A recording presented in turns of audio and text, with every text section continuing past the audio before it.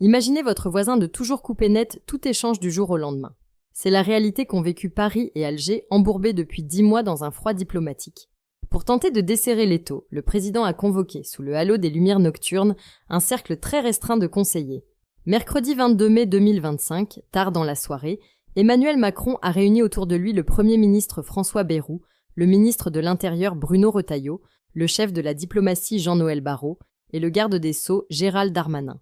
Objectif : faire le point sur une crise enclenchée en juillet 2024, lorsque la France a apporté son soutien au plan marocain d'autonomie pour le Sahara occidental. Aux yeux d'Alger, ce positionnement équivalait à un alignement sur Rabat, voire à une violation du droit international, relançant un conflit vieux d'une 50aine d'années autour d'un territoire que l'Algérie défend comme devant encore être décolonisé, en appui sur les résolutions de l'ONU.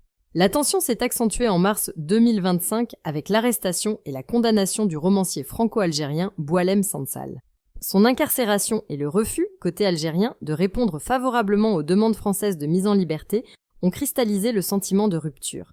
Depuis lors, les ambassadeurs ont été rappelés et les visas diplomatiques strictement limités, signe d'un gel quasi complet des coopérations bilatérales. Selon une dépêche de l'AFP citant des sources proches de l'exécutif, l'atmosphère au terme de cette réunion grave n'a pas donné lieu à de nouvelles annonces publiques. Les participants ont néanmoins longuement exploré divers scénarios.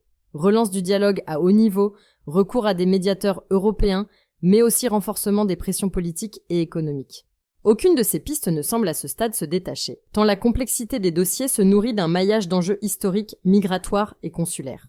Sur le plan migratoire, le ministère de l'Intérieur peine à appliquer les obligations de quitter le territoire français visant des ressortissants algériens. En parallèle, Alger refuse de prendre en charge un nombre croissant de retenus, provoquant une saturation des centres de rétention administrative.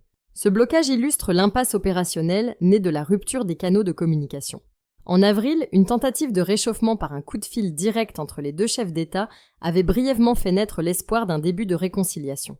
Cette initiative, esquissée pour renouer le dialogue, s'est finalement soldée par un nouvel échec. Aujourd'hui, aucun mécanisme de médiation, ni européenne ni internationale, n'a encore été officiellement mis sur la table, laissant planer une incertitude durable sur l'avenir des relations entre les deux pays. Si la vidéo d'aujourd'hui vous a plu, n'oubliez pas de vous abonner pour ne pas manquer nos prochaines vidéos.